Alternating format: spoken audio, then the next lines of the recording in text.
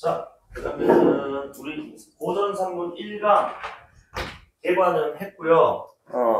오늘 본문 읽을 차례입니다. 본문 읽고 그리고 내가 앞타임에 고전산문 2강까지 했어. 그래서 어쨌든 토요일은 문학, 일요일은 비문학 이렇게 수업을 진행을 합니다. 다음 주 토요일은 고전산문 3강, 4강 나가면 되겠죠, 그죠? 자, 그러면 일단 교재 109페이지 한번 펴보시면 되겠습니다. 자, 일단 뭐 개관은 우리가 했기 때문에 바로 본문을 읽을 건데 지난주에 했기 때문에 살짝 다시 설명을 좀 할게. 일단 이 지문의 포인트는 일단 우리 그 도반서사, 그지? 함께 이제 돌을 닦는 친구 이제 등장을 하고 그 친구 중에 한 명이 먼저 돌을 이제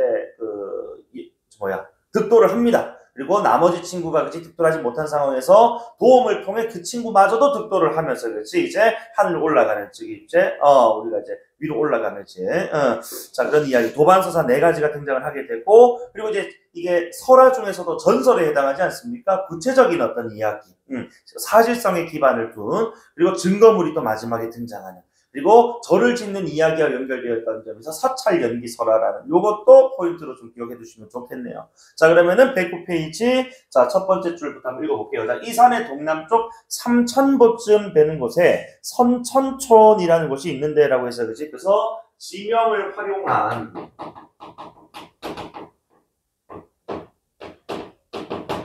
구체적인 그지 배경 제시 요것이 뭐의 특징이다? 전설의 특징이다. 그죠? 자, 어쨌든, 그래서 그 마을에 2사람이 살고 있었습니다. 2사람은 우리 주인공이고, 한 사람은 노일 부득으로 아버지의 이름은 무엇이고 어머니는 누구. 또 한 사람은 달달박박인데 아버지 이름 뭐고 어머니 이름은 뭐다라고 해서, 그죠? 어쨌든, 주인공 셈이 이름 너무 기니까 부득이랑 박박이 이렇게 좀 표현을 좀 할게요. 알겠지? 그리고 어쨌든, 이 주인공들의 지금 부모 이름까지 언급을 한 것 자체가,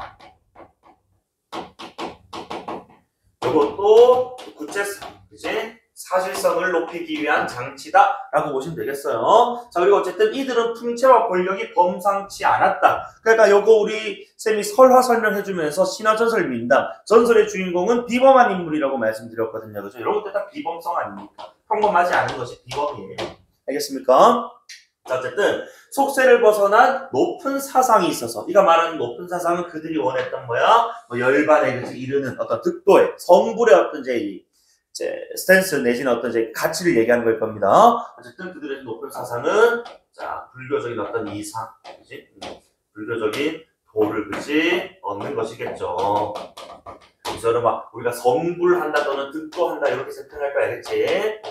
요거하고 연결해 주시면 되고 어쨌든 서로 벗이되어 사이좋게 지냈다 해서 자 요거 인덱스 1번 맥이 있고 우리 도반서사라고 할게요. 그래서 도반서사는 오늘 이 지문에서 4가지가 나올 겁니다. 그래서 인덱스 매기는 4번까지가 도반서사 내용이라고 보시면 돼야겠지. 자, 함께 벗을 닦아. 자, 그래서 뒤에 밑에 보시면은 20살이 되자 이 마을 동북쪽 고개밖에 자 법적방으로가 의지하여 머리를 깎고 스님이 되었다 이겁니다. 그들이 원했던 건 뭐라고? 불교적인 이상을 추구하는 거였으니까 스님이 되었대요. 자, 그래서 얼마 후에 서남쪽 치산촌 법종곡의 승도촌에 있는 오래된 절이 머물러 수양하기에 자 좋다는 말을 듣고 함께 가서 대불전, 소불전이라는 2 마을에 각각 살았다라고 돼 있어. 자, 함께 갔다라는 거. 그치? 그래서 그 목적은 수양을 위한 거니까 함께 수양하는 것 아닙니까? 도반서사 넘버 2라고 매길게요. 오케이. 자, 친구가 됐고, 함께 이제 공부를 하게 되는 돌을 닦는. 자, 그리고, 부득이는 화진암 또는 양사에 머물렀고, 박박이는 유리광사에 머물렀는데, 자, 여기서 우리가 보기를 활용해야 돼. 자, 우리 이 지금 보기 중에서 도반서사 할 때, 2 인물이 지금 물리적 또는 정신적 거리감이 좀 드러난다고 말씀드렸거든요. 일단 똑같은 지금 이제 일단은, 자, 이 산에 가긴 했는데, 절에 가긴 했는데, 그들의 물리적 위치 자체가 그치, 이렇게 조금, 거리가 있다라는 것을 보여주는 그런 장면입니다. 자, 그리고 그들 모두 처자를 데리고 가 살면서 생계를 꾸리는 일을 했다라고 돼 있는데, 처자를 데리고 가 살면서 생계를 꾸렸다. 그러니까 요게 완전히 지금 속세로부터 벗어나지 못했다라는 것의 근거이기도 합니다. 완전히 속세의 삶에서 벗어나지는 못했다. 쌤이 지난주 한번 말씀드렸던 게 우리 불교의 계율 중에 그지 엄격하게 금지되는 거 세 가지 중에 하나가 바로 여색입니다. 그러니까 여색을 벗어나야 된다는 게 결국 이제 막 결혼하지 않는 거거든 결국에. 근데 결혼했다는 것 자체가 이런 것들 이제 속세에서는 좀 이제 아직은 때가 묻어있는 그런 모습인 거고. 자, 어쨌든 그러면서도 정신을 수양하며 속세를 떠날 생각을 잠시도 버리니까 속세에서 벗어나진 못했습니다만 그래도 계속해서 도를 닦으면서 속세를 떠나고 싶은 마음은 늘 마음 한켠에 가지고 있었다는 거야. 알겠지? 요거 구분 잘 하셔야 됩니다. 자, 어쨌든 그들은 몸과 세상살이의 무상함을 보고는 서로 말했다. 그리고 몸과 세상살이의 무상함이란 그런 거야. 세속적 가치에 또는 속세적 삶의 무상함이겠지. 그치? 서로 말했다. 기름진 땅과 풍년된 해가 참으로 좋기는 하지만 벌새스해. 그 왼쪽에 있는 요게 바로 무슨 풍요? 물질적 풍요를 가리키는 거예요. 아니 참 좋죠? 하지만 옷과 음식이 마음대로 생기고 절로 배부르고 따뜻함을 얻는 것만은 못하다가 우리가 막 읽어서 그지 가꿔서 얻는 것 그것도 좋긴 하겠지만은 내 스스로 마음대로 그지 마음이 즐거워지고 그지 마음이 풍요로워지는 것만은 못하다 이거야. 이제 즉 무슨 풍요? 정신적인 풍요. 맞아. 그리고 한 개 더. 부녀와 집이 좋기는 하지만 이게 또 무슨 삶이야? 세속적 삶이죠, 그죠? 세속적인 삶이 좋기는 해요. 하지만 벌새스. 연지 화장에서 그치? 어서 와. 여러 부처와 앵무새 공작과 함께 즐기는 것만은 못하다 이겁니다. 이게 지금 무슨 뜻입니까? 결국에 불교적 이상세계를 그치? 불교적인 이상을 성취하는 것, 요걸 얘기하는 거거든요. 일종의 표현법상으로는 백과 대조를 활용을 해서 그치 자신들이 추구하는 바를 이렇게 강조하고 있다. 109페이지입니다. 그래서 이렇게 얘기를 하고 있는 겁니다. 이해되십니까? 그래서 서로가 지금 이렇게 이런 얘기를 주고받고 있는 상황인 겁니다. 그래서 더구나 불교를 배우면 부처가 되어야 하고 참된 마음을 닦으면 반드시 진리를 얻어야 한다. 이 말하는 반드시 진리를 얻어야 된다라는 거. 이게 바로 득도의 자세. 그치? 불교적 이상을 성취하고자 하는 어떤 센스 이렇게 봐야 되지 않겠습니까? 109페이지 위에서 한 10번째 줄 정도를 우리 한 두세 줄 정도 됐네. 그치? 그래서 지금 우리가 이미 머리 깎고 승려가 되었으니 속세에 얽매인 것을 벗어버리고 무상의 도를 그치 이루는 것이 당연하다. 아까 속세 아까 내가 조금 얽매여 있다 했단 말이야. 맞지? 그러니까 이런 건 이제 마저 이제 다 벗어버리고 그죠? 무상의 도, 여기서 말하는 무상의 도는 그지 우리가 이게 무상하다 할 때 요 상자가 지금 보면은 봐봐 위상자란 말이야. 그치? 그러니까 없는 것 위에 것이기 때문에 참된 진리를 가리킨다고 보시면 돼. 알겠지? 그래서 참된 진리를 이루는 것이 당연한 건데 어찌 계속해서 이 티끌 같은 세상, 그치? 속세에 얽매여가지고 우리가 세속의 무리들과 함께 지내야 하는가? 즉 처자 데리고 사는, 그치? 여기에 대해서 그치? 약간 뭐 하는 거야? 회의하고 아니 반성하고 성찰하는 자세라고 봐야 되는 겁니다. 그래서 여기서는 참된 수양에 방해가 되는 그런 요소들을 모아보자 하는 좀 거리를 두고자 하는 그치? 그래서 이런 것들이 속세와 관련된 것이다. 그러면서 이것과 거리를 두고자 한다. 이렇게 읽으시면 되겠죠. 이해됩니까? 그래서 이제 아까 처자를 데리고 갔지만 이번에는 그치 정말로 인간 세상 즉 속세를 버리고 깊은 산골로 숨으려 하였다라는 겁니다. 이 깊은 산골은 정말로 이제는 속세와 담을 쌓은 그치 득도 또는 성불할 수 있는 그런 공간이라고 보셔야 되겠죠. 이해되십니까? 여기까지? 그리고 이제 어느 날 밤 꿈에 꿈 요거 별표 한번 쳐봅시다. 그래서 일단 우리가 고전 산문에 등장하는 꿈은요, 이게 단순한 꿈이 아닙니다. 대개는 예지를 하기도 하고, 그치? 위험을 알려주기도 하고, 그죠? 또는 이제 삶의 어떤 이제 방향을 또 설정해주기도 하는, 그런 어떤 역할들을 많이 한단 말이에요. 이 지문에서도 꿈이라는 요놈이, 그치? 가지는 역할이 중요합니다. 보세요, 뒤에. 백호광이, 여기서 말 백호광이라는 게 부처의 광명이라고 하더라고. 그래서 이건 몰라도 뒤에 봐봐. 서쪽으로부터 서쪽이라는 워딩 여고 우리 불교적 세계관에서 서쪽 이상 세계는 우리가 흔히 서방정토라고 많이 표현을 해요. 그러니까 그런 광이 그런 빛이 서쪽으로부터 왔다라는 것을 우리가 인지를 한다면 부처 얘기니까 이것은 결국 이제 부처의 어떤 그 깨달음이라든지 그지 부처의 은혜를 입는 그런 어떤 상황을 이렇게 지금 꿈속 이야기를 통해서 예지한다라고 보셔야 되는 이해되십니까? 암시라는 어딘도 좋고요. 그래서 그 빗속에 금색 팔이 내려와 두 사람의 이마를 쓰다듬었다. 금색 팔, 금색이고 한번 체크해보세요. 내가 왜 금색에 주목하는지는 여러분들이 읽어오셨으니 아실 겁니다. 자, 우리 조금 있다 우리 그 부득이가 그치 그 남자 그 여인의 그치 청을 막 다 들어주고 마지막 청에 목욕까지 시켜준단 말이야. 그 여인을 목욕시켜줬더니 그 목욕했던 물이 무슨 색으로 변했다고? 금색으로 변하게 돼요. 그죠? 이때 그 금색 팔의 주체가 바로 그 남자였다. 그치? 바로 누구였다? 아, 그렇습니다. 부처님이었다. 또는 우리가 저기 이제 여기서는 저기 뭐야 미륵이 아니고 좀 누구고 생각했나? 오나 관세음보살, 그치? 관음보살이었다. 그죠? 자, 어쨌든 간에 요 꿈은 지금 이제 자, 두 주인공이 자, 결국 이제 성불할 것임, 그치? 즉 득도할 것임을 암시하는 내용의 그치? 그런 꿈이었다라고 보시면 되겠어요. 이해됩니까? 자, 그리고 머리를 쓰다듬었다. 자, 부처의 은총을 받았다는 거지. 자, 어쨌든 깨어나 둘이가 꿈 얘기를 했는데 그 꿈이 뭐야? 똑같더란. 그치? 그래서 두 사람 모두 득도에 할 것임을, 그치? 자, 이룰 것임을 자, 암시하는 겁니다. 어쨌든 함께 오랫동안 감탄했고 마침내 백월산 무등곡으로 들어갔는데 그 그나마 골짜기를 가리키는 것 같아요. 그치? 이곳이 이제 아까 위에서 말했던 뭐야? 깊은 산골. 그치? 속세가 떨어진 득도를 하기 위해 수양을 하기 위해 들어간 공간. 아니 세속적인 삶과는 단절된 자, 절연된 공간입니다. 자, 근데 여기서 또 한 번 더. 자, 박박이는 어디에? 북쪽 곡에 사자의 털을 잡아 판잣집 짓고 살아 판방이라고 불렀고, 그 다음에 부덕이는 동쪽 곡에 돌무더기 아래 물이 있는 곳에 방을 짓고 살아서 뇌방이라고 했다 이거야. 그래서 다시 한 번 더 여기서 무슨 거리감 등장합니까? 물리적 거리감 등장한다. 거기 활용해야 되겠지? 맞니?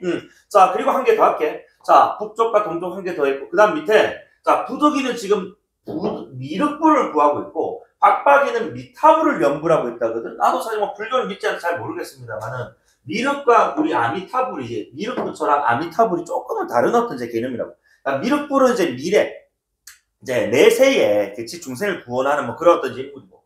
아미타불은 현세에, 그치? 뭐 이제 중생을 구제하는 뭐 그런 어떤 존재라고 하더라고. 어쨌든 요거는 그래서 무슨 거리감? 정신적 거리감. 서로 어쨌든 불교적인 도를 구하는 건 맞습니다만 그 안에서도 조금 구하는 도의 그때 이제 이 방향은 조금은 다르다라는 점을 이렇게 보여주는 장면인 것 같아요. 그지? 그래서 보기에서 나왔기 때문에 이렇게 연기를 해서 이제 읽어내겠습니다. 자, 어쨌든 간에 자 이렇게 자 수행 방식에 그지? 수도 방식에 조금 차이가 있다라는 점. 수행 방식의 차이를 우리는 여기서 정신적 거리감 이렇게 부르겠다는 거야. 자, 어쨌든, 자, 그렇게 이제 수행을 하는 그런 과정 속에 3년이 못 되어라는 어쨌든 3년 정도 조금 안 되었다니까 어쨌든 요거는 시간의 경과가 드러났다. 아니, 자, 경룡 3년 기우년 4월 8일 성덕왕 즉위 8년이 되던 해라고 해서 이것도 지금 구체적인 뭐야? 시간적 배경을 제시를 하면서 설화 중에서도 전설의 특징을 부각하고 있다라고 보시면 되겠네요. 자, 아주 디테일한 시간이잖아요. 자, 그러면서 자 해가 저물어 갈 무렵입니다. 자, 20살가량 되어 보이는 이 아주 아름다운 모습을 자 남자 동그라미, 즉 이전까지는 부득이랑 박박이만 나왔는데 그치? 남자라는 새로운 인물의 출현, 곧 새로운 사건의 시작, 그치? 계기가 된다라는 점. 항상 우리 소설을 읽을 때는 주목해 주셔야 되고, 인물 등장, 새로운 사건. 자, 갑자기 이제 난초와 사향 냄새. 이게 이 난초는 앞에 뭐 치우더라도 사향 냄새, 향 냄새가 이제 불교, 그치? 여러분 뭐 절 가면은 그치? 그 사당에, 그치? 부처, 이제 불상 모셔도 사당에 보면 향막 꽂혀 있잖아요, 그치? 그 냄새인 거야, 절 냄새.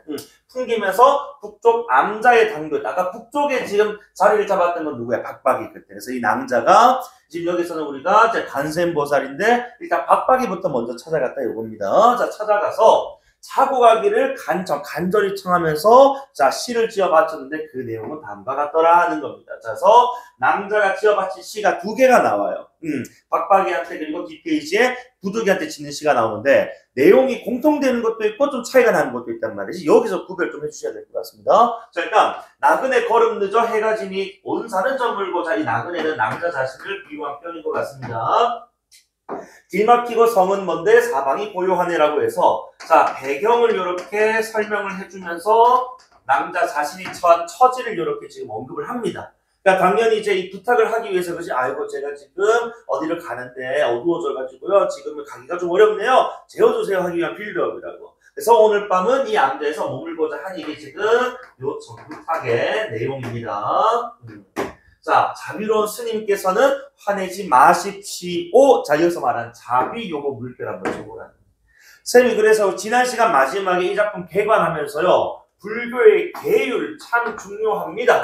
아까 얘기했던 것처럼 여색을 멀리하고 육식하지 말고 그리고 술 먹지 말고. 그치? 자, 그런데 이 계율을 따르는 것도 중요하지만 아마도 요 지금 글이 요 지금 이제 이야기가 성행했다 또는 이제 유행했다 또는 떠돌다 그런 시기에는 계율만큼이나 어떤 가치도 이 자비라는 가치도 불교에서 되게 좀 강조를 했던 가치였던 것 같단 말이지. 아니, 그래서 사실 자 이 수도승, 자 수도자 입장에서 그렇지 남자가 혼자 사는 곳에 외간 여자를 뭐 이제 데리고 이제 하룻밤 보낸다라는 것이 물론 이제 뭐 각방을 쓰더라도 그게 사실 이제 남성의 이제 이 혼자 지내는 막 여자 같다는 것 자체가 계율을 어겼다는 어떤 맥락이거든.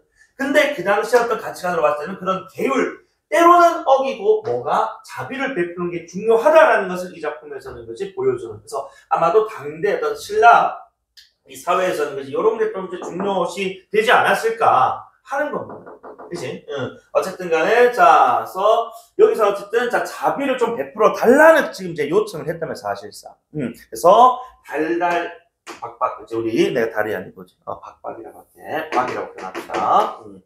박에게 결국 주어진 결국 이게 뭡니까? 지금 시험입니다. 시험. 아니 네가 과연 계호를 지킬 거야? 자비를 베풀 거야? 너 어떡할 거야? 그러니까 결국 이 질문은 요걸 얘기하고 싶지만은 우리 박박이는 뭐 한다고? 뒤에 대답 한번 보세요. 아 저런 깨끗함을 지키는데 힘써야 하므로 여기서 말한 깨끗함을 지키는데 힘써야 한다는 건 결국 두 글자 뭐를 따르겠다는 겁니까? 계율을 그치? 따르겠다는 거죠. 그래서 자 결국 박박이는 이걸 선택해버린다. 아니? 그래서 그대가 가까이 올 수 있는 것이 아니요 여인은 그지 나와 함께 지낼 수가 없어 라고 어쨌든 계율을 근거로 그 요청을 뭐 한 것입니까? 머무지 말고 꺼져! 거절한 겁니다. 이해됩니까? 그래서 어쨌든 간에 자 이렇게 지금 계율을 중시한 박박이에게는 이제 일단 시험에서 첫 번째 시험에서 이미 탈락이거든. 그지? 자비를 원했는데 자비를 베풀지 않았단 말이지. 그지? 자, 그리고 이제 박박은 문을 닫고 들어가 버리고 남자가 이제 남쪽 암자로 가버리는데 아까 뭐 동쪽 꼭의 돌무더기 아래라고 해가지고 그래서 뭐 남쪽으로 이제 얘기를 하는 것 같아. 알겠지? 남쪽 암자. 그러니까 이제 누가 있는 곳입니까? 부득이가 있는 곳이란 말이지. 그지? 그래서 이전과 같이 간청했다. 위에 있는 간청의 내용, 그지? 재워달라는 그 내용이겠지? 그랬더니 부득이의 센스. 자. 그래서 그대는 남자를 가리키는 겁니다. 아, 남자는 이 밤중에 어디서 왔어? 일단 자 바로 매몰차게 거절하기보다는 그지 규율을 바로 내세우기보다는 일단 어디서 왔느냐부터 물어봐요. 자 일단 상대의 처제에 지금 공감을 해주는 어떤 이제 모습이라고 봐야 되겠죠. 그랬더니 남자가 저의 고요하고 맑은 모습이 태화와 같은 몸인데 어디를 오고 가겠습니까? 내가 어디서 왔는지는 의미가 없다. 이제 그런 거 묻지 말아라. 다만 하고 그 다음 문장이 중요해요. 자, 아까 박박이에게는 이런 얘기까지는 안 했는데 이번에 지금 이제 부득이한테는 다만 이 어진 선비의 뜻과 소원이 깊고 덕행이 높고 견고하다는 말을 그래서 말한 어진 선비는 누구를? 부득이를 얘기하는 것 같아요. 맞지? 그 말을 듣고 내가 장차 부득이 너의 보리를 도와주려 왔다. 보리를 이루도록 만들어주려고 왔다. 이 보리라는 건 뭐야? 결국 성불입니다. 맥락상. 득도라는 말이지. 그지? 즉, 너의 성불. 득도를 위해서 내가, 그치? 야, 이게 찾아온 것이다. 라고 자신이 지금 이렇게 부득이를 찾아온 궁극적인 목적을 직접적, 간접적, 직접적으로 이야기를 한 거야. 이해되니? 아까 박박이한테는 사실 이런 얘기를 할 겨를도 없었어요. 박박이 너무 매몰찼기 때문에. 꺼져라! 이랬다. 그치? 자, 어쨌든 이 양반은 그래도 뭐야? 상대 처지에 대해서 공감을 어디서 왔습니까? 아, 내가 어디서 왔는지 묻지 마시고, 일단 내가 온 건 너가 성불하도록 도와주기 위해서 온 거야. 라는, 그치? 궁극적인 목적을 밝혔다. 여기서 좀 차이가 있어. 그래서 뒷페이지에 역시 시를 읊는데요. 이 시의 내용이 아까 부득이, 그러니까 박박이 거랑은 조금 다르니까 구별합시다. 자, 110페이지 B 봅시다. 해가 저물고 깊은 산길에 가도 가도 사람 사는 곳이 보이지 않네. 소나무와 대나무의 그늘은 더욱 깊건만 골짜기 시냇물 소리가 오히려 새롭네. 라고 어쨌든 간에 자, 지금 여기 똑같아. 여기까지는 일단은 배경을 언급을 하면서 그치? 자신의 처지를 지금 드러낸 요 부분까지는 우리 A랑 흡사합니다. 다만 여기 있는 이제 밑에 두 줄, 전체적으로 이게 네 줄짜리야. 원래는 이렇게 슬러시가 줄 나눈 거니까. 자, 여기 지금 밑에 두 줄 추가된 요 내용이 그치? 아까 박박이 시랑 좀 다르단 말이지. 볼까? 자, 자고 가기 애원함은 결국 뭐가 아니었다고? 길을 잃어서가 아니었다는 겁니다. 이제 내가 진짜로 이곳에 찾아온 목적은 높은 스님을 인도하기 위함. 결국 너를 아까 내가 성불해 주라. 인도, 그치? 이루도록 도움을 주기 위해서다. 라는 직접적인 그치 간청의 이유, 궁극적인 간청의 이유가 드러나는 거예요. 재워달라는 게 목적이 아니었다는 거죠. 너가 정말로 자비를 베풀 수 있는 그런 사람이라면 내가 뭐 할 수 있는, 도와줄 수 있는 그런 상황이라고. 그지? 그리고 바라건대 내 책만 들어주고 또 누구냐고 묻지 말어라. 라고 그치? 자신의 정체에 대해서는 끝까지 밝히지 않으려고 하는 모습입니다. 그죠? 그래서 어쨌든 정체를 계속해서 숨기면서도 성불의 길로 인도하겠다라는 목적을 밝히고 있다라는 점, 요걸 지금 이제 A하고 비교가 돼야 되는 장면. 어쨌든 부득이가, 자, 여기 뒤에 사가 있는데, 너희들 우리 그 향가라는 우리 그 갈래 공부할 때 뭐 월명사 또는 뭐 충담사 배웠지, 그치? 그런 작가들. 사자가 스님이에요, 스님. 높은 스님들. 우리가 대사, 큰 스님 할 때, 그치? 사자, 스님 사자입니다. 그래서 부득 스님이 듣고 놀라면 말했다는 거야. 아, 이것은 부인과 함께 있을 곳이 아니지만 부인의 낭자를 가리키는 것 같아요. 그러니까 자 봐봐, 이게 결국 또 뭐 얘기하는 거야? 결국 계율을 얘기하는 거다. 그치? 근데 끝까지 들어봐야지. 계율에 따르면은 부인을 내가 받아들여서는 안 되지만 지금 부인이 지금 말하는 상황에 따르면 그죠? 너무 안쓰럽다 이거야. 그러니 내가 뭐 할 필요도 있다고. 중생의 뜻에 따르는 것 또한 보살항이 하나다. 이 중생의 뜻에 따르는 뭐야? 도움을 달라고 하면 그치? 도움을 주는 것. 즉 뭐를 베푸는 것? 자비를 베푸는 것 또한 바로 이 그치? 부처의 그치? 가르침 중 하나 아닙니까? 라고 하면서 결국 아까 우리 누구랑 다르게 박박이랑 다르게 그치? 계율과 자비 사이에 자비를 택하는 그치? 이 부득이의 센스를 우리가 확인할 수 있다는 겁니다. 그래서 두 인물이 그치? 똑같이 지금 이제 자 벗을 그치? 관계를 맺고 그 다음에 똑같이 이제 볼을 닦으러 지금 들어왔습니다만 이제 사람을 대하는 또는 어떤 상황을 대하는 태도에서 이제 대조적인 측면 속에서 그치? 먼저 득도하고 나중에 득도하고의 차이가 좀 드러난 것이죠. 이해되십니까? 자 어쨌든 자 너구나 깊은 골짜기에 밤이 또 어두웠으니 자, 어찌 소홀히 대접할 수 있겠는가라고 그죠 자비로 그치 인물에 대한 대상에 대한 연민의 감정 그치 자비의 어떤 존재가 이렇게 드러난 것입니다.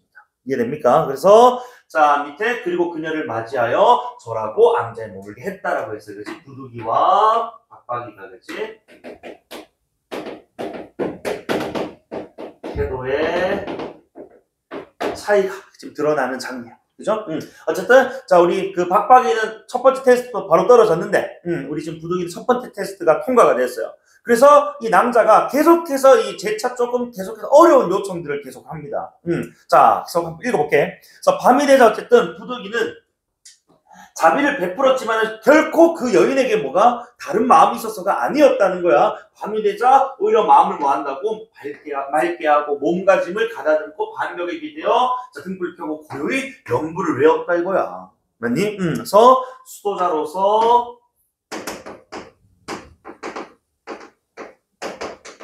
자신의 본분에 충실한 거죠.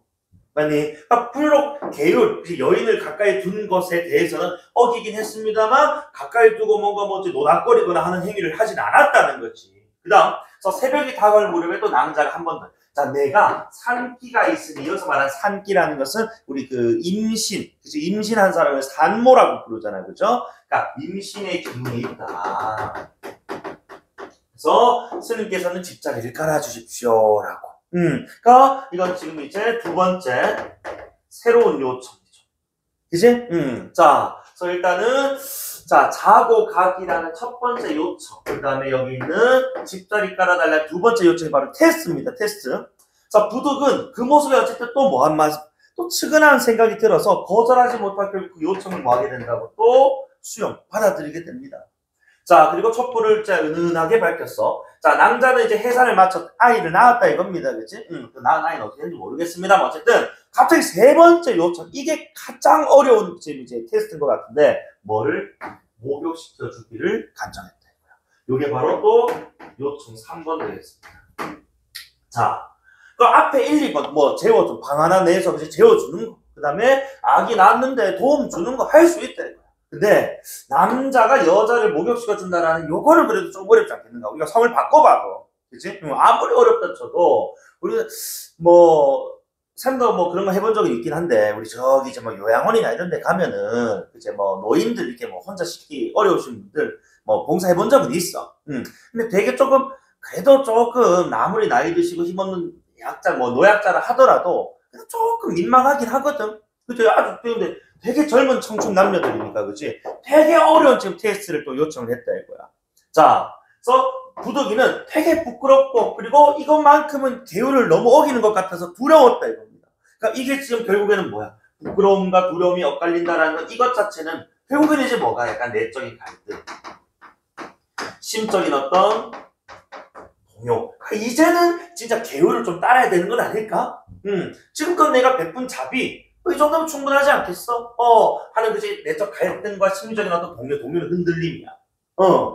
그런 상황. 그런데 말 듣보세요. 그래도 또 뭐가 또 애처로움이 또 가거든. 금방 막 몸을 푼 여인이 힘이 어디 있겠어? 그지? 그래서 지켜주고자 하는 그런 마음이 결국 또 뭐야? 더 컸다 이겁니다. 결국 자 다시 한 번 더 그지? 그 테스트 3번마저도 자비를 결국 베풀게 된다는 겁니다. 1, 2, 3번 테스트 전부 다. 자, 그래서 어쨌든 목욕통을 준비해서 낭자를 통 속에 앉히고 따뜻한 물로 목욕을 시켜줬다 이겁니다. 결국 자비를 실천했다는 거야. 이해되니? 자, 그러자 얼마 후에 갑자기 그 여인이 씻었던 그 통 속의 물에서 향기가 막 풍기면서 그지? 물이 무슨 색으로 변했다고? 금색으로 변했다. 아까 우리 꿈속에서 어떤 색의 팔이 머리를 쓰다듬었다? 금색의 팔이, 그치? 두 인물, 그치? 각각의 꿈에 나타나서, 그죠? 머리를 쓰다듬었어. 바로 그 여인이 바로 누구였다? 우리 절에 가면 부처님 불상 어떤 색깔이야? 금색이잖아요. 그치? 그래서 부처를 상징하는 색이라고 보시면 되겠어요. 금색. 맞지? 그래서 금색으로 변했다. 어쨌든, 뭐, 요런 장면들은 또 우리가, 이게 지금 뭐, 소설은 아닙니다만은 설화 속, 전설 속에서도 뭐가 또 드러나는 정기성, 그치? 비현실성이 또 드러나는 그런 장면이다. 이제 우리 전설이라고 해서 무조건 다 팩트에 기반한 건 아니거든. 이런 이제 말도 안 되는 얘기가 나오기도 합니다. 그죠? 자, 그래서 부득이 몹시 논란이 그지 낭자가 말했다는 거야. 그제야 이제 자 우리 스님께서 또 부득이 얘기한 거죠. 자 물에 목욕을 하십시오라고. 이 물에 목욕하는 것이 바로 뭐에? 성불의 극도의 방법이죠. 그지? 자, 그러면서 부득이 마지못해 그 낭자 말을 따르자 갑자기 이제 정신이 맑아지더니 피부가 금빛으로 변하고 갑자기 옆에 하나의 연화대가 바로 무슨 연화가 연꽃이거든. 너희들 그래서 자 절에 가잖아, 그지? 그러면 요렇게 연잎, 연꽃으로 딱 이렇게 되어 있을 거야. 그 위에 부처님 불상 올라가는 본 적 있지, 그지? 연꽃 위에 이렇게 앉아 있는 또는 서 있는 이 부처님 바로 누구야? 관세음보살. 맞지? 바로 그 연화대에 있는, 그치? 그 앉아있는 그 남자가 바로 누구야? 관음보살이다. 관세음보살이셨다. 이겁니다. 사실 그 낭자의 정체는, 그치? 관세음보살 해도 되고 그냥 부처님 해도 상관없습니다. 부처였다는 거죠. 맞아? 그래서 자 안기를 권하면서 그죠? 자 나는 관세음보살인데 이곳에 와서 그지? 대사. 그래서 대사는 누구를 가리키는 거야? 부득이야. 아니 부득 그지? 큰 대사님을 스님을 도와서 대보리를 이루도록 한 것이다 라고 그지? 자신이 이렇게 찾아온 이유를 역시 또 밝히면서 그죠? 이 연환을 딱 주면서 그지? 우리 부득대사님 이곳에 앉아가지고 이제 성불 하십시오 라고 한 거죠. 앉기를 권했다는 건데 이제 부득이 보고 이곳에 앉으라는 거거든. 맞지? 자 그래서 실제 자신의 이제 정체를 밝혔고 자신이 찾아온 이유를 밝혔어. 그러고는 사라진. 이것도 제 정기성이겠죠. 그치? 휘리릭 하고 사라진.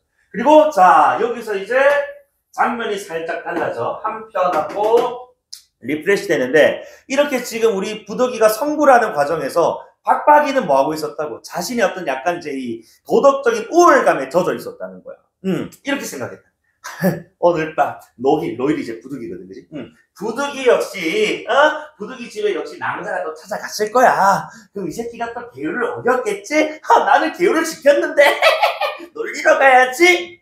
그러니까 일종의 지금 이제 박박이는 당연히 누가 부득이가 그지? 누가 계율을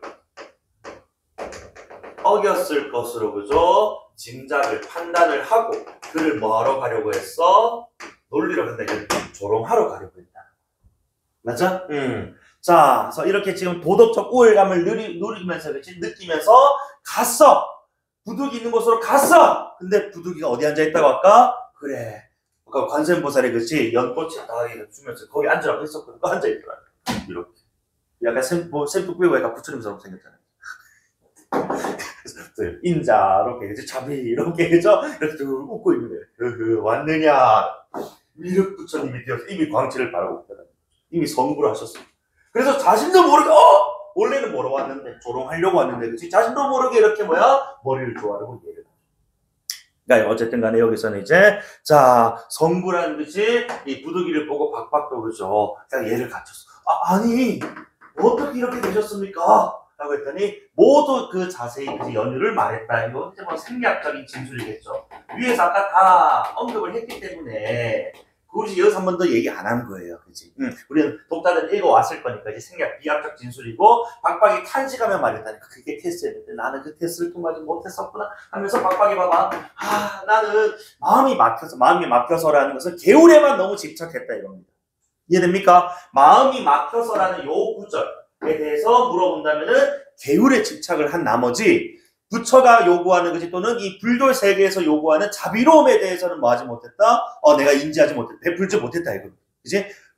자신 어떤 삶에 대해서죠. 자신 어떤 이 수도 태도에 대해서 성찰하는 거죠. 반성하는. 그래서 부처님을 만났는데도 그게 낭자였다는 거.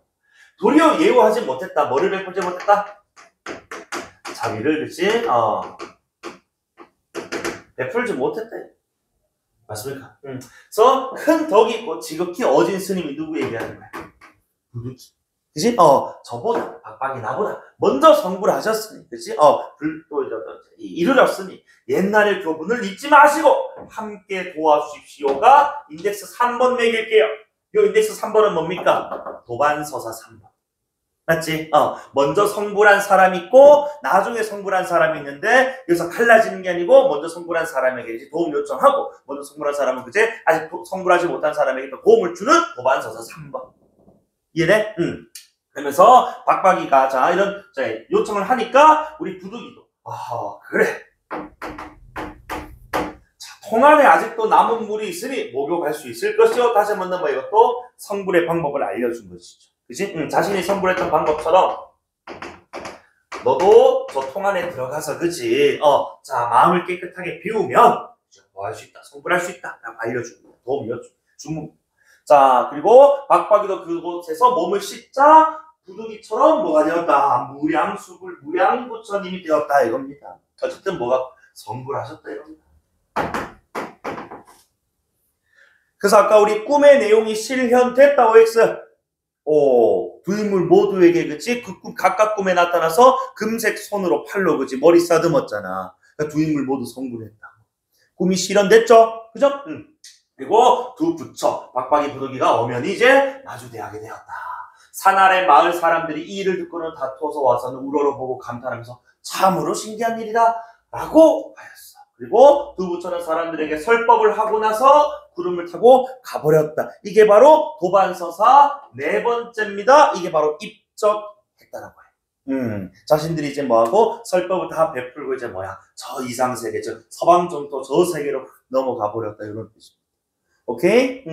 자, 그리고 마지막 요 문장은요. 자, 일단 구체적인 또 구체적인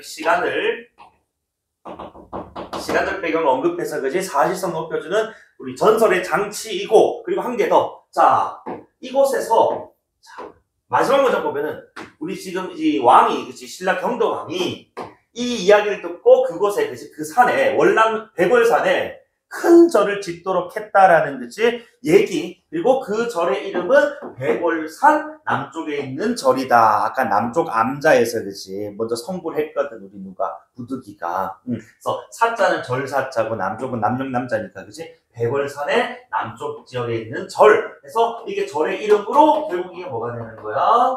증거물이 되는 것이고요. 한 개 더, 이렇게 절을 짓는 이야기를 우리는 사찰 연기설화라고 불러요.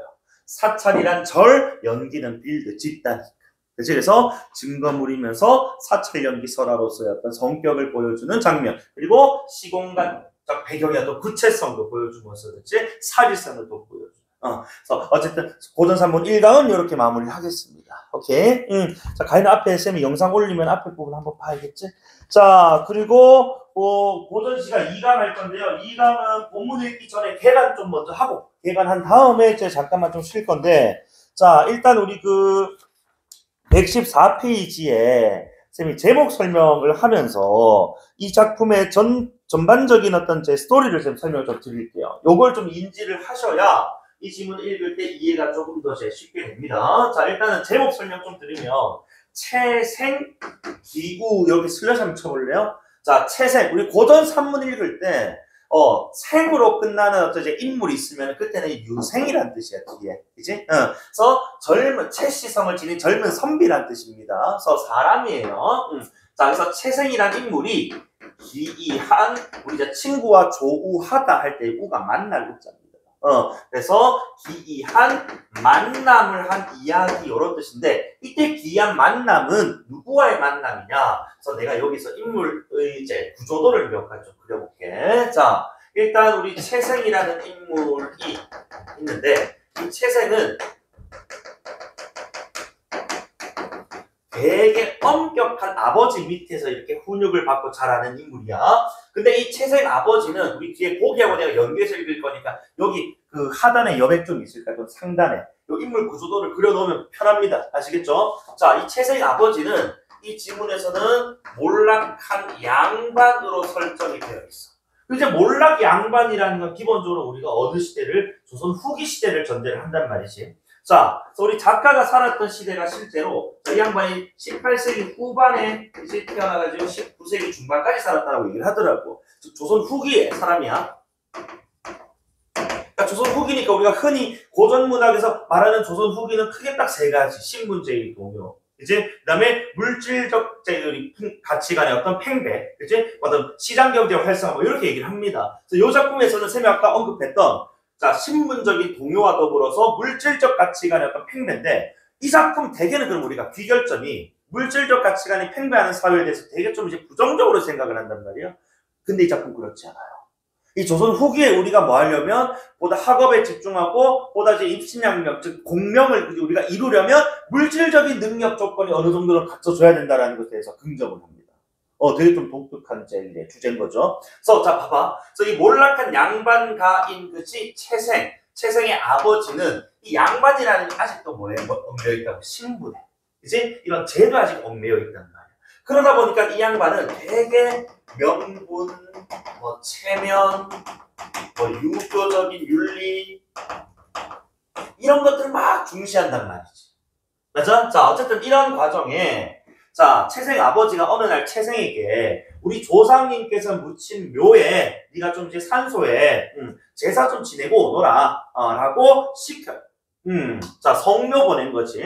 자, 성묘를 가. 그런데 성묘를 하러 가는 길에 돌아오는 길에 채생이 납치를 당합니다. 납치를 당하는데 누구에게 납치를 당하냐면 우리 작품에 김영이라고 막 김노인이라고 표현될 거야 아마. 김노인이라는 그치? 자, 사람에게 납치가 되는데 그 납치의 이유가 이 김영에게는 아주 어린 예쁜 딸이 하나 있는데 이 딸이 시집을 갔었어. 그런데 남편이 뭐 했다고 죽었다. 일찍. 그래서 자, 우리 남편이 일찍 죽은 여인을 과부라고 하지 않습니까? 그치? 그런데 좀 젊은 그치? 여인이 과부가 되면 청춘 과부라고 해요. 네, 김영의 딸 이렇게 표현할게요. 이 딸이 우리 김영의 입장에서 너무 어떻더라고? 너무 안쓰러운 거야, 자기 딸이. 그치? 그래서 자기 딸이 너무나도 안쓰러워서 딸의 행복을 위해서, 그치? 좀 이제 방법이 좀 잘못되긴 했는데, 딸의 행복을 위해 딸과 결혼할 남자를 이렇게 뭐 한 거야? 납치한 거야. 그래서 딸의 어떤 행복을 위해, 그치? 남자를 납치인데, 내가 왜 남자라고 적었냐면, 너희들 이거 만약에 내신범위 들어가는 학교면은 내용 장난 많이 칠 거야. 우리 김영은 채생을 표적으로 삼았다. OX, X입니다. 그냥 요 곡에 지나가는 첫 번째 남자가 그냥 목표였던 거야. 그게 우연히 누구였다고? 채생이었다고. 그렇기 때문에 표적 삼았다, 의도했다, 이러면 안 됩니다. 우연성이 드러나는 부분이거든요. 이것도 사실 우리가 뭐 야담이라는 갈래긴 한데, 야담이란 민간에 떠도는 이야기거든. 어쨌든 요걸 이제 우리가 소설화해서 그지 이렇게 문어로 남겨놨다라고 봤을 때, 자, 어쨌든 지금 이 김영이라는 사람이 이 작품에서 지금 뭐로 설정되어 있냐면은, 자, 중인. 여기서 말하는 이제 중인은 이제 우리가 양반은 아닌데, 우리가 흔히 뭐 역관이나 의사나 조선시대에 그렇지? 자, 지금으로 치면 외교관, 의사는 우리가 사실 계급 사회로 따졌을 때는 최상단에 있는 직업인데, 조선시대는 사실 이제 중하위권 직업들이었다. 중인들이 주로 담당을 했던. 중인이면서 많은 부를 축적했던. 즉, 중인이지만 부를 축적함으로써 사회적인 뭐가 높아진, 지위가 높아진 중인이 되는 거야. 그러니까 그러다 보니까 이 사람은 앞선 우리 채생의 아버지와 같은 명분, 체면, 뭐 유교적인 어떤 윤리, 의식 이런 것들보다는 되게 어떨까? 합리적이고요. 이성적인 사고를 지닌 인물로 등장한다고. 물론 여기는 납치를 하는 장면은 조금 그런 장면이긴 합니다만 내가 왜 합리적이고 이성적이라고 했냐면은 자 이렇게 지금 납치를 당해서 그치 뭐 하게 된다고 자 청춘 과부인 김영의 딸과 채생이 비밀 결혼을 하게 됩니다 결국에. 자 그러면서 자 행복한 생활을 즐기고 채생은 이제 집에 다시 와야 될 거 아니야. 아버지한테 이제 성묘 다녀왔다 보고해야 되니까. 자 집에 왔는데 와 그 집에서 즉 김영의 이 아주 잘 사는 집에서 며칠 보냈던 그 생활이 잊히질 않는 거야. 그러니까 자기의 본처가 있는데도 불구하고 본처가 지금 내 눈앞에 안 보이는 거지. 이게 소실로 들이거든. 두 번째 부인으로.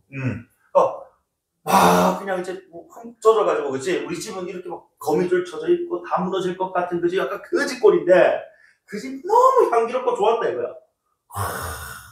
참 이렇게 다를 수가 있냐 하면서 막 잠도 막 못 이루고 그래서 어느 날 결국 늦잠을 자게 되는데 거기서 이제 자 이런 상황을 눈치챈 아내 그 다음에 그런 이제 아내였던 그 남편을 좀 이제 깨우치려는 그런 이제 그 상황 속에서 그 아내의 의도와는 다르게 그것을 이제 아내가 채생에 약간 우리가 외도가 의심되면 뭐를 뒤져봐 주머니나 어떤 옷가지들을 막 뒤져본단 말이야.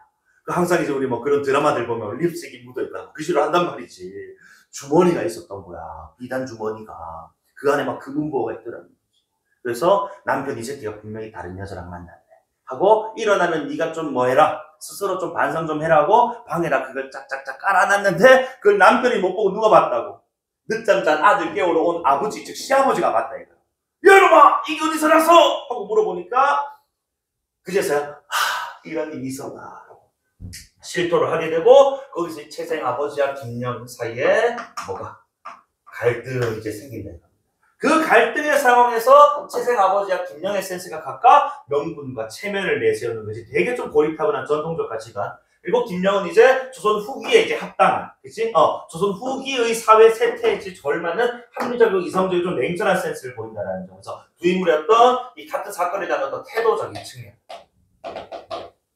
여기에다 우리가 첫 번째 포인트로 둬야 되는, 그치?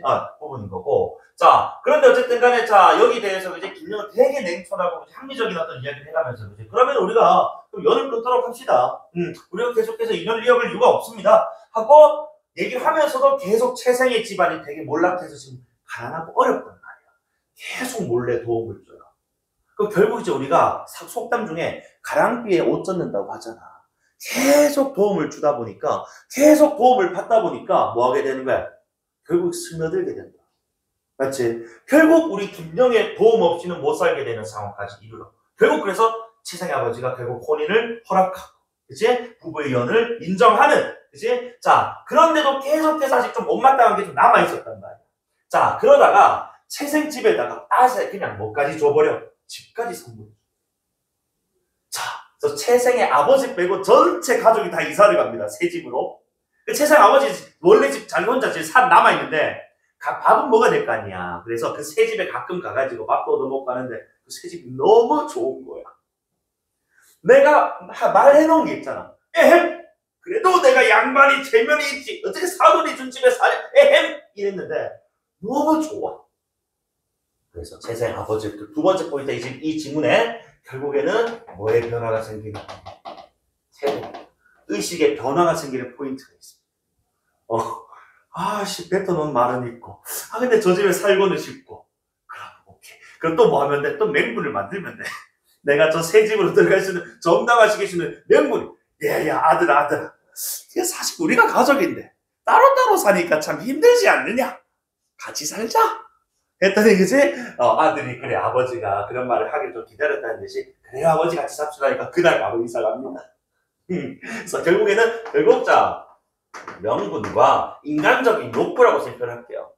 잘 먹고 편하게 사는 거 있잖아, 그치? 고통 없이, 뭐, 불편함 없이, 그치? 사는. 결국 명분을 줬다가 뭐로? 인간적 욕구에 그치? 결국 스며들고 마는. 그치? 의식의 변화가 생겨. 여기에 또 우리가 주목해야 돼. 그리고 마지막에 채생이 이제는 더 이상 뭐야? 집안에 어려움도 없고, 그치? 막 자기가 이제 신경 써야 될 외부적인 어떤 이제 이 환경이 없잖아. 그러니까 오로지 공부에만 몰두할 수 있단 말이지. 학업 성취할 수 있고요. 그리고 학업 성취를 통한 결국 뭐 입신양명까지, 즉 높은 벼슬까지 올라간다는 말이야. 결국 조선 후기는 이렇게 뭐가 물질적인 능력, 조건이 전제 충족되었을 때 학업 성취도 그 다음에 입신양명도 가능하다라는 물질적인 어떤 가치관에 대해서 되게 좀 긍정, 우호적인 스탠스를 보이고 있는 글이다라는 점도 이 작품의 세 번째 포인트라고 보시면 되겠습니다. 이해됩니까? 자, 그럼 잠깐 쉬기 전에 저희 보기 읽고 정리한 다음에 잠깐 숨을 좀 돌릴게요. 4번 문제 봅시다. 자, 4번 문제 보시면은 채생기후는 자, 조선 후기 꺽쇠 치세요. 자, 조선 후기 야담이라는 갈래는 그냥 민간에 떠도는 이야기입니다. 자, 몰락 양반 밑줄 쳐주세요. 자, 채생 그의 아버지 그리고 성공한 중인 밑줄 쳐주세요. 자, 신문적인 갭이 있습니다. 일단 자, 쓸 중심으로 이야기가 전개되는데 이런 신문적인 갭이 있음에도 불구하고 자, 이 밑에 대조적인 생활전경 밑줄.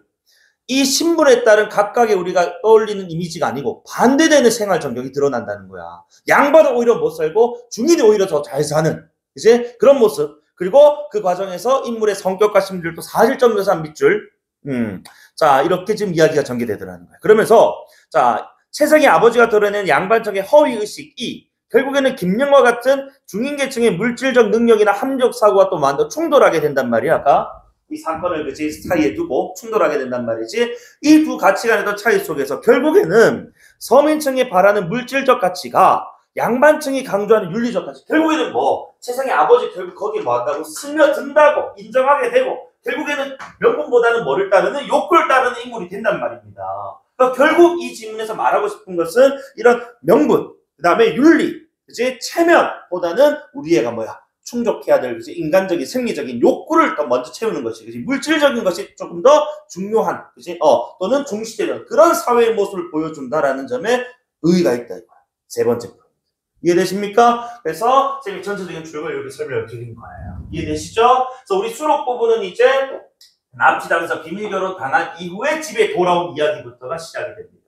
잠깐만 쉬었다가 읽을게요. 오케이? 응.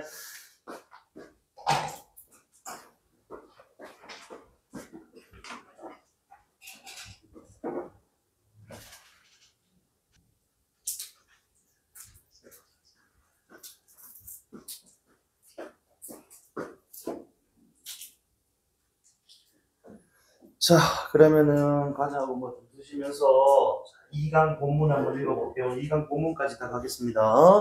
자, 그래서 113페이지군요. 자, 그래서 채생이 아버지에게 잘 다녀왔다는 인사를 하자. 여기서 말한 잘 다녀왔다는 인사는 아까 말씀드린 것처럼 이제 성묘를 이제 보냈기 때문에 성묘 잘 다녀왔다는 얘기예요. 자, 어쨌든 채생 아버지. 자, 그 다음에 자, 아버지는 산소가 어떻더냐, 급히 묻고 또 정성스레 재계란 의식을 다 했느냐, 그치? 응. 자, 제사를 지내지 물어봤다. 이런 것들이 이제 뭐 되게 이제 뭐야, 유교적인 어떤 풍습에 그지? 얽매여 있는 모습인데, 자, 어쨌든 채생이 자세히 대답을 했어. 이렇게 했다. 하니까 아버지는 즉시 뭐 했다? 글 공부를 하라고 시켰다. 일단 이제 그 성묘 다녀왔으니까 이제 네가 해야 될 거 공부 아니냐. 왜? 집안이 지금 이렇게 몰락했으니까 채생에게 그지? 채생이 뭐 해가지고 공부 열심히 해서 그지? 과거부터 해가지고 집안이 다시 이렇게 세워야 된다라는 그런 지금 이제 목적이 좀 있다라는 겁니다. 그지? 되게 좀 엄하게 그죠? 훈육하는 집안의 재기가 그지? 목표인 거야. 자기는 이제 뭐 나이가 먹었으니까 그죠? 수습 없는 것이고 아들이 이제 과거부터 해가지고 집안 살려야 됩니다. 자, 어쨌든 이때 채생은 비록 입으로는 소리내어 글을 읽었지만 자, 마음은 완전히 김노인의 집. 이어서 바로 김노인이 바로 누굽니까? 김영을 얘기하는 거예요. 김영. 그치? 그러니까 지금 이제 성모 다녀오는 그 사이에 지금 뭐야? 납치당해서 비밀 결혼하는 그런 이야기가 있었단 말이지. 그치? 어쨌든 요것은 지금 뭐야? 그곳에서였던 생활이 너무나도 좋았기 때문에 그 생활에 대한 그리움 때문에 글 공부가 제대로 되지 않는 상황이죠. 요거는 이제 우리가 만약에 모의고사식으로 풀었다면 가경아 이거 어떻게 풀어야 되는 문제? 기억부터 미음까지 나오니까. 이거 실시간으로 풀어야 되는 문제인 거야, 사실은. 그치? 그럼 내신대도 마찬가지입니다. 기억부터 미음자리 인덱스거든요. 바로 실시간으로 읽으면서 풀어야 돼요. 그러니까 이거는 그리움이라고 워딩하고 호응하는 선택지가 3번에 1번 선택지 나오면 맞는 말로 넘어가는 거지. 그치? 자, 어쨌든 간에 김노윤의 집은 바로 김영의 집을 얘기하는 겁니다. 자, 하루는 아버지가 채생에게 안채에서 자라고 분부했다. 그러니까 이런 것들도 사실 우리가 지금 이 시대의 사고관으로는 전혀 납득이 안 되는 내용인 거야. 그러니까 여기서 말하는 안채는 자, 채생 부부가 지내는 방이에요. 채생에게 누가 있다고? 이 지금, 자, 청춘 과부 말고 지금 집에 부인이 있어요. 부인이 있단 말이야. 자, 어쨌든, 이 지금 부인과 지금 함께 자라고 지금 뭐야? 명령까지 한단 말이야. 되게 아빠는 뭐다? 또 권위적인 어떤 성격도 지니고 있다 이겁니다. 뭐니? 그러니까 며느리랑 자기 아들이랑 자는 날짜까지 정해줘. 자, 어쨌든 채생이 그래서 밤에, 봐봐. 아내의 방 내모쳐. 아내의 방 갔어. 근데 아까 위에서 뭐라고 했다고? 지금 글 공부를 해도 자꾸 김노인의 집이 생각나고, 이제 아내를 봐도 누구 생각하겠어? 그래, 아내랑 조금 상반되는 거지. 예쁘고, 향기롭고, 그죠? 그랬던 김영의 딸이 생각 안 나겠느냐고. 그래서 뒤에 있는 묘사 한번 보세요. 두 가지 묘사가 등장합니다. 자, 첫 번째는 배경묘사인데, 부서진 창과 뚫어진 처마 틈으로 찬바람. 근데 이거 사실 누구 탓이냐? 이거 며느리, 부인의 집이 아니고 사실 저거 집 아니냐? 근데 저거 집 가난하니까 뭐 한 거야? 비교가 되는 거야. 그치? 그래서, 자, 부들자리, 그 다음에 302불에는 벼룩이 들끓었다. 자, 이거는 배경묘사. 그리고 아내에 대한 이제 외양묘사인데, 아내 또 나무 비녀에 댕강한 치마 입고 얼굴에 때가 낀 얼굴. 그치? 그래서 삐짝 말라 뼈서 이게 또 볼품없다 이겁니다. 이거 또 누구랑 비교되겠어 또? 그래, 우리 김영의 딸하고 또 비교 안 되겠냐. 김영의 집과 김영의 딸하고 그치 각각 이 집안 형편과 아내가 비교돼버린단 말이지. 그러니까 자, 아내가 아무리 이제 이렇게 일어나서 그치 반갑게 맞이를 해도 채생은 좋은 마음이 뭐야? 전혀 없어. 진짜 좀 속물적이지 않니? 그치? 자, 아내가 말 한마디 나누지 않았다는. 그래도 이 새끼, 먼 길 다녀왔으면 아내, 기다리고 계셨어. 나 다 돌아왔어. 말이라도 돼야 되는데. 말 한마디 안 그래. 그치? 그래서 그 이유가 뒤에 제시가 됐다. 뒤에 이런 속물적인 어떤 반응을 보인 그 이유는 오직 김노인의 집. 김노인의 집에 향기로운 이 규방이 바로 이제 우리 김용의 딸이 머무는, 여인들이 머무는 방을 우리가 규방이라고 하지 않습니까? 그치? 그러니까 위에 있는 아내의 방과 김노인의 집에 있는 규방이라고 표현할게. 이 규방이 뭐가 됐다? 너무 대조적이었다 이거야. 그지? 자, 그래서 비교가 되다 보니까 참 앞에 있는 눈앞에 있는 아내가 그치? 예뻐 보일 리가 없고 내 눈앞에 있는 이 집이 그치? 좋게 보일 리가 없다 이겁니다. 이해되시죠? 자, 어쨌든 그래서 그런 즐거움이 있을 뿐이었는데 지난날에 만나면 그런데 이제 꿈결 같고 훗날에 만나면 기약하기 어렵다. 왜 그러냐면은 이 집안의 가장은 일단 자기가 아니고 누구야? 아버지거든. 그치? 아버지가 되게 엄하기 때문에 그치? 아버지가 이 사실을 알게 되면 그치? 이런 것들은 전부 다 뭐야? 그래, 다 수포로 돌아가는 그치? 물거품이 돼버리는 것들이거든. 그치? 그래서 아버지가 전혀 절대로 허락하지 않을 것임을 마치 이렇게 지레 짐작하면서 그죠? 앞으로 이제 만나기가 좀 어렵겠지? 이런 얘기를 하고 있는 겁니다. 자, 어쨌든 간에 그러면서 원진의 시 한 구절을 속으로 읊조렸다 나오고 우리 요건 내신에서 많이 봤던 패턴인데 산문 속에 지금 들어가 있는 시 우리 삽입시라고 표현해요. 자, 쌤이 지금 구두상 말씀드릴 건데 다 적을 필요는 없어요. 일단 우리 삽입시 하면은 크게 인물의 심리 드러냅니다. 주제 강조합니다. 분위기 형성합니다. 산문의 단조로움 살펴입니다. 요거는 뭐 일반적인 기능인데 우리 여기서는 이 작품에서는 삽입시가 밑에 보시면은 자기 신세와 똑같다라는 결국 우리 인물 여기서는 채생이겠지. 심리를 대변하는 기능을 한다. 그치? 라고 보시면 되겠어요. 또는 인물의 정서 심리를 효과적으로 드러낸다. 라고 보시면 되겠네요. 그래서 여기 지금 이제 비유적 표현이 등장하거든요. 되게 속물적이야. 봐봐. 넓은 바다 덩굴빛. 강물을 하찮다잖아. 세모 한번 쳐봐. 그럼 여기서 우리가 지금 두 단락을 읽고 내려왔잖아. 뭐 보니까 뭐가 하찮게 보인다고, 뭐가 눈에 안 들어온다고. 김영의 집, 김영의 딸을 보니까 집에 있는, 그치? 아내가 하찮게 보인다 이겁니다. 나쁜 새끼.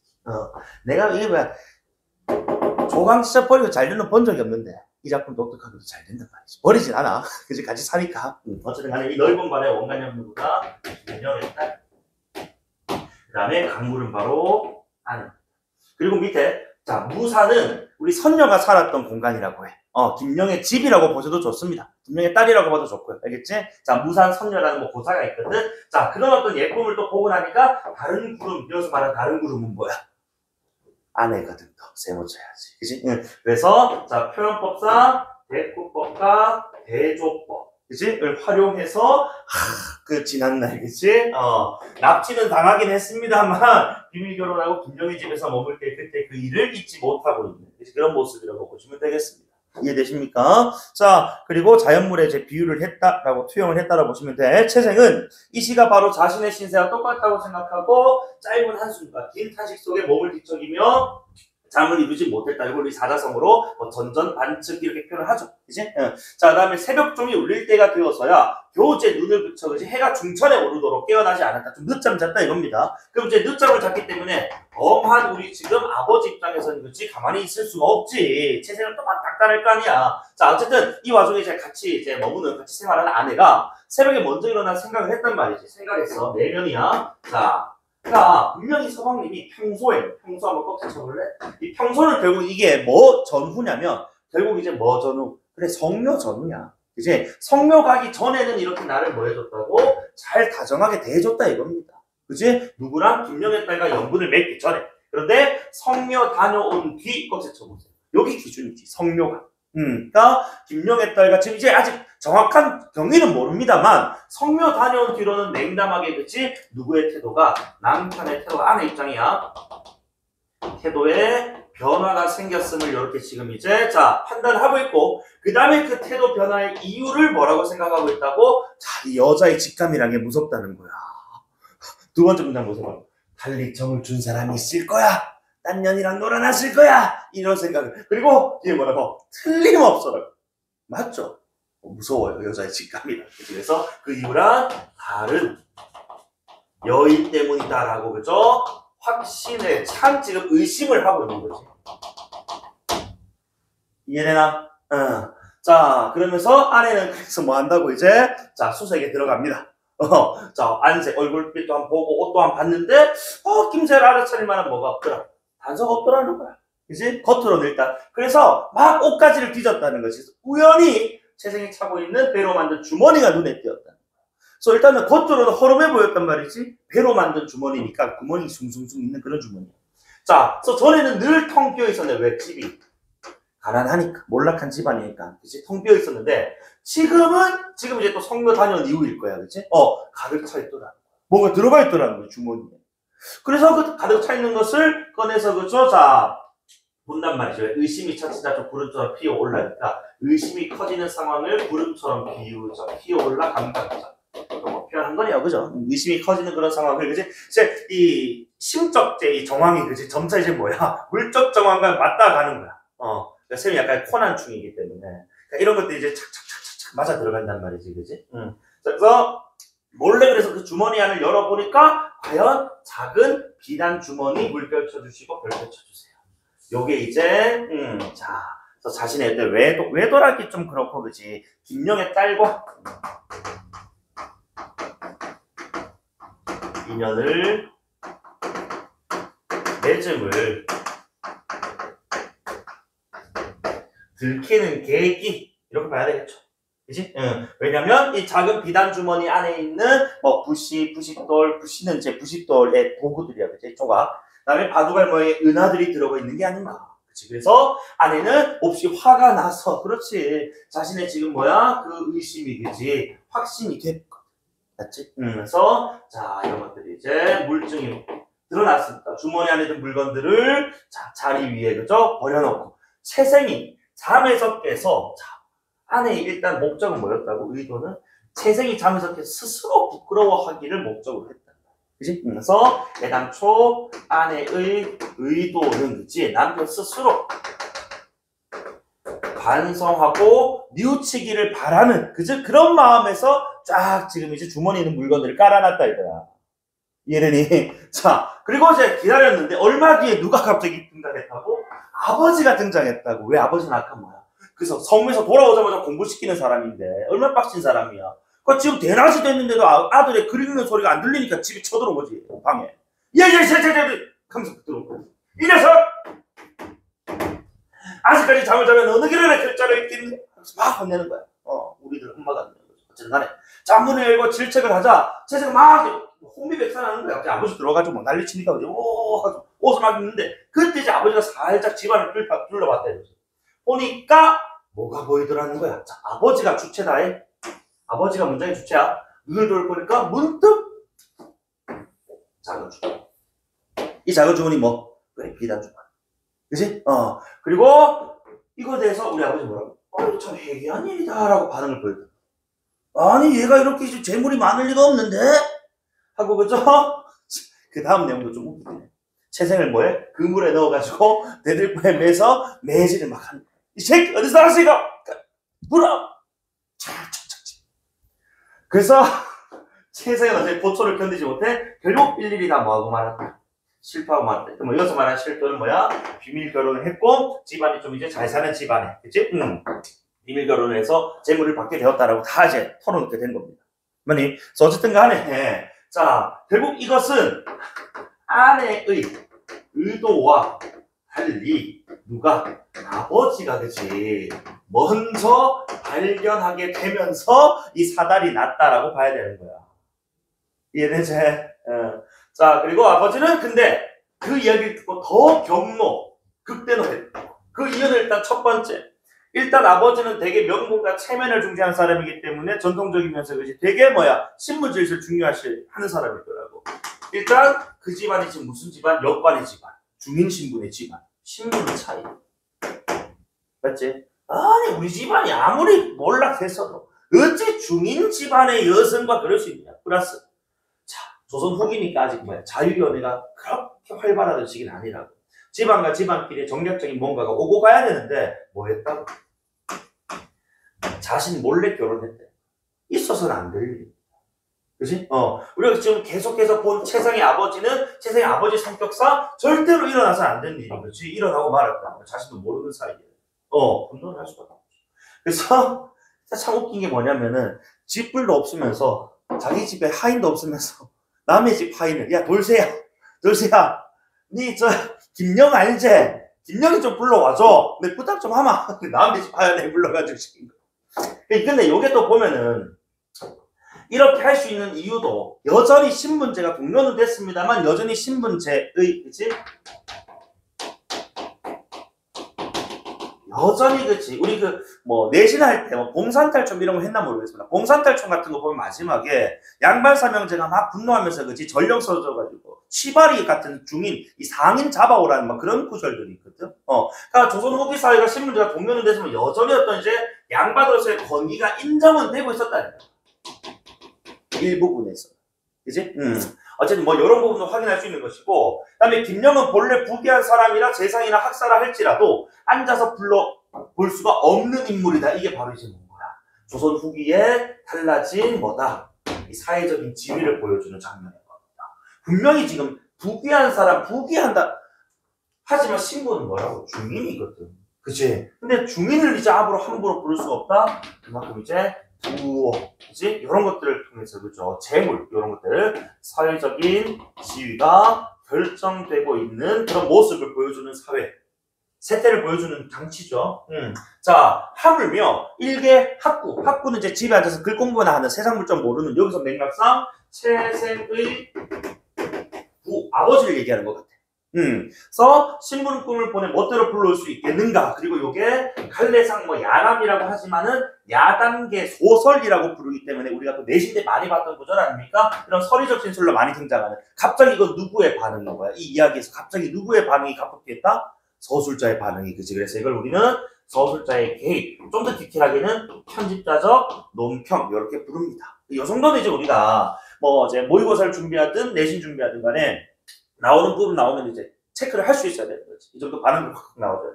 자, 그래서 지금 사회가 이렇게 달라졌는데, 그지? 감히 양반이라고 어떻게 그런 사회적 지위가 높은 이 김영을 부를 수 있겠는가? 했지만은, 어쨌든, 자, 다만, 과부가 된 딸을 실 보낼 생각의 주체는 요건 이제 우리 김영의 이제 생각을 대변해주는 장면입니다. 아까 얘기했던 요거지.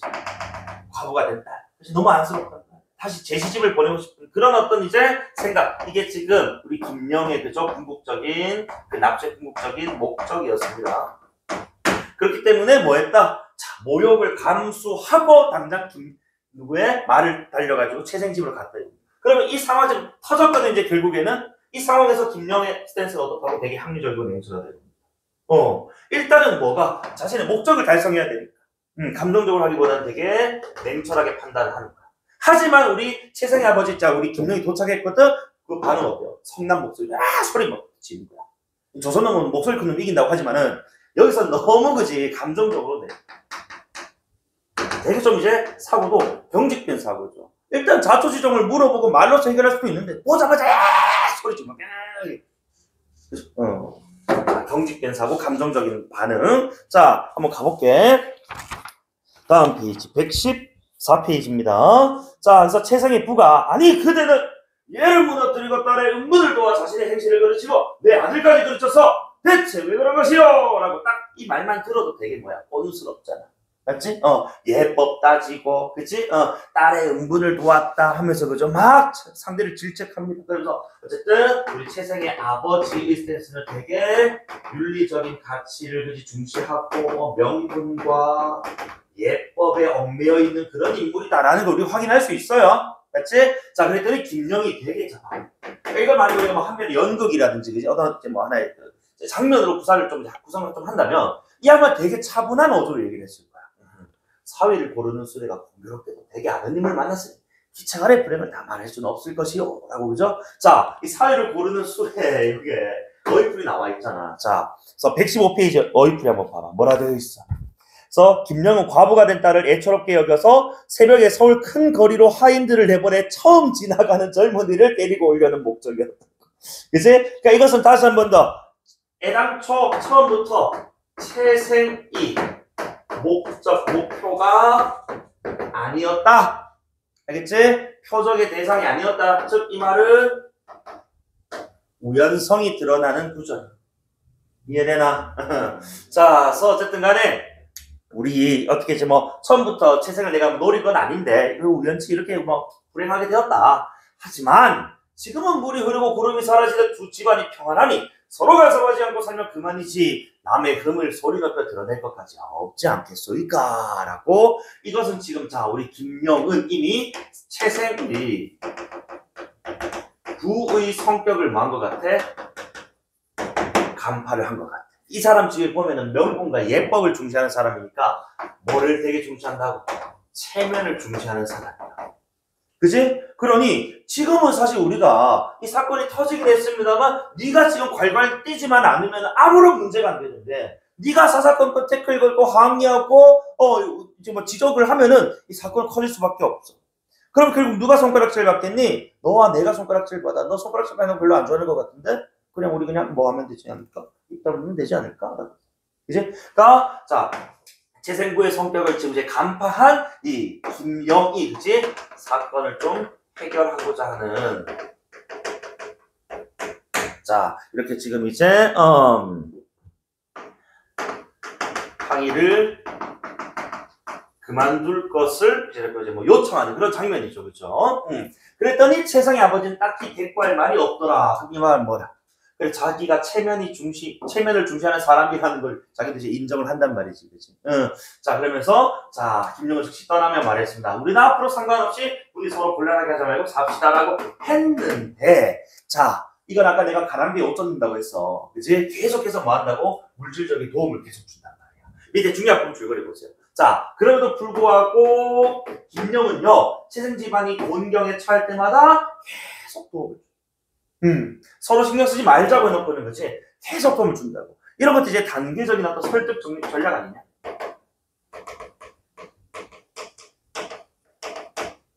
그치? 자 그러면서 결국 채생 아버지의 환심을 얻어 결국에는 자신의 딸이 뭐가 되었나?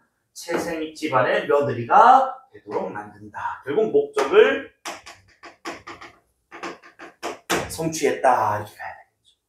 이해됩니까? 자, 그리고 쌤이 지금 내신처럼 읽어주고는 있습니다만 여러분 모의고사 풀 때도 이렇게 읽어야 되는 거야. 반응들 중심으로. 그렇지? 그러니까 인과성. 그러니까 우리가 비문학에서만 논리를 찾는 게 아니고 문학도 다 논리적인 거예요. 왜 이런 행동을 하고 왜 이런 말을 했는지에 대해서, 그렇지? 합당한 이유와 상황들이 있기 마련이거든요.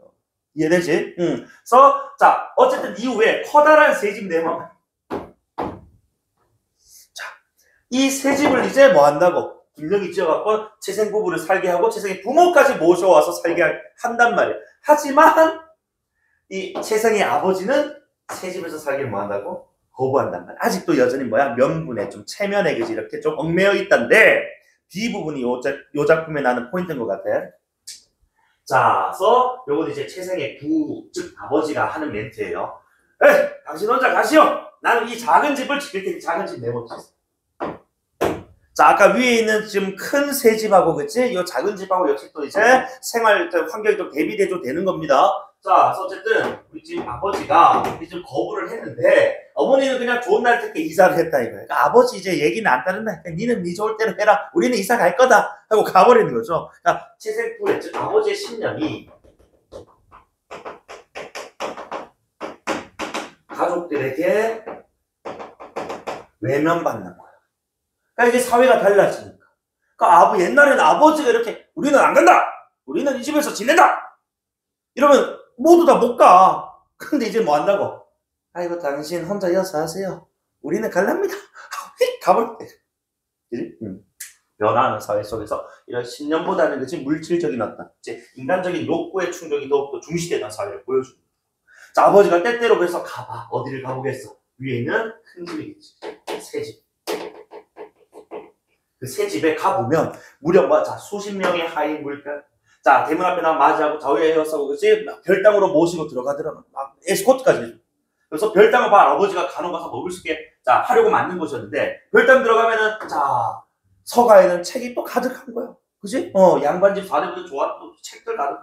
화초가 막 우거져 있단 말이야. 그치? 심신을 이렇게 뭐 할 수 있는, 달랠 수 있는, 그치? 꽃과 풀들 막 우거져 있고. 그죠? 하인들이 막 이렇게 공부를 그치? 기다리고 있는. 그러니까 이런 지금 모습들이 자 결국 이제 아내 만나니까 아내 집도 마찬가지로 되게 또 별천지고 이런 모습들이 결국 막 지내다 보니까 괜히 내가 안 간다고 고집 부렸나? 우리네 아버지의 모습을 보는 것 같네요. 아, 우리네 아버지가 아니고 샘 아버지 같네. 우리 아빠는 이제 나이 드신 양반, 70대 양반이거든. 약간 이런 마인드가 좀 있었다고, 옛날에. 우리 집 이제, 우리 그 샘 집도 한 2년, 3년 전부터 이제 명절 차례는 안 지내거든. 명절 차례는 안 지낸다라는 걸 꿈에도 우리 생각도 못 했던 일이야, 사실. 되게 예스러운 사람이니까. 제사 이제 말 그대로 돌아가신 날 제사만 딱 지내는데. 그러니까 이렇게 지금 이제 사회가 변하고 이제 하니까 본인도 당신께서도 뭐 하니까 차례 안 지내고 가족들끼리 맛있는 거 먹고 놀러 가니까 좋거든. 첫 해에는 일단 설명절만 지내지 말자. 했는데, 두 번째는 이제, 둘 다 지내지 말자. 이래 돼버리는 거야. 비싼 거죠. 지내보니까 너무 좋은 거야. 그러니까 이게 지금 이제 뭐가 되는 거야? 결국에는, 내적 갈등. 이제 동요가 딱 되는 거죠. 아까 내가 여기 나왔던 의식의 변화 조짐이 이제 생기는 장면인 겁니다. 그래서, 이 명분과, 그치? 체면과, 그 다음에 인간적인 욕구, 물질적인 풍요, 요 사이에서 이게 더 괜찮다는 걸 느끼고 말았거든, 본인이. 이해돼? 그래서, 그렇지만 본인은 뭐가 있어? 한 말이 있어. 그래서 억지로 집에 돌아오고. 가기 싫은데, 나 지금 이 새 집에 있고 싶은데, 한 말이 있으니까, 집에 돌아와. 무너져가 집을 보면서, 쓸쓸해. 하고 막 이러고 있어. 그때 갑자기 문득 이런 생각이 들어. 별표 치세요, 요 내내. 결국, 내 여생이 얼마나 남았나.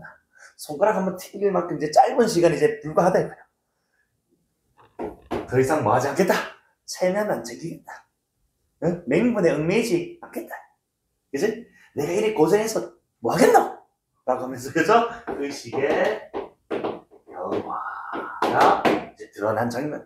이게 이제 갈등이 없고, 와서 이제 혼자 생각해보니까 완전히 이제 의식이 변화버린 거지. 맞지? 자, 그래서 급히 이제 아들 부릅니다. 아들 불러가지고 하는 말이, 나 새집 가고 싶어 말 못하니까.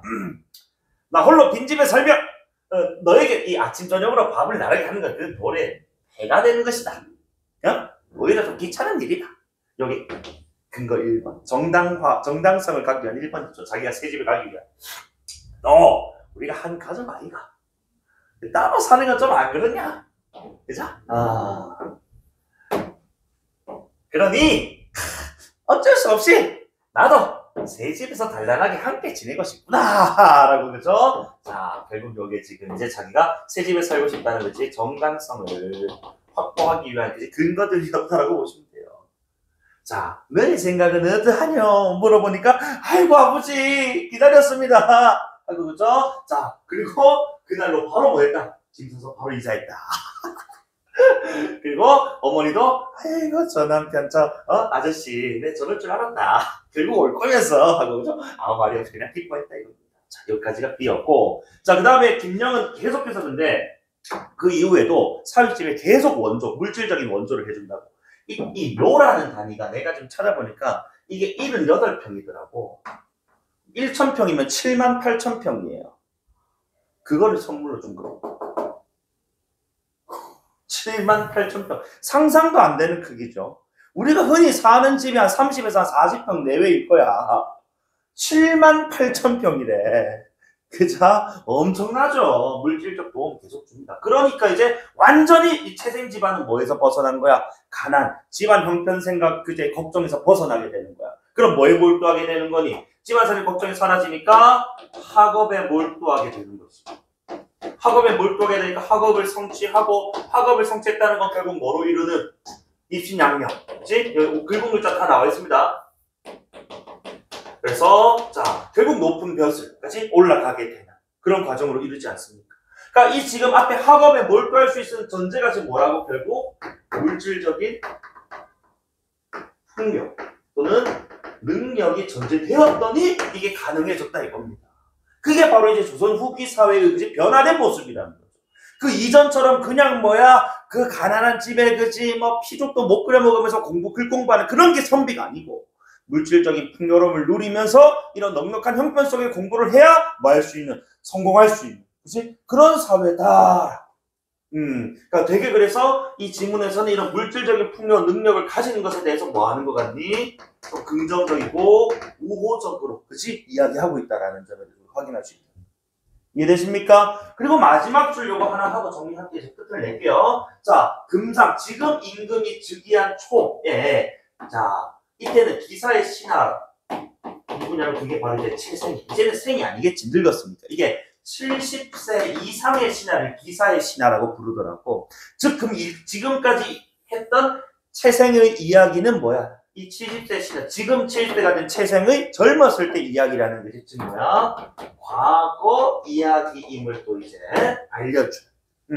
지금으로부터 채씨 이 영감이 그지 젊었을 때 이야기라는 것을 또 보여주는 문학적 장치였다고 보시면 되겠습니다. 그죠?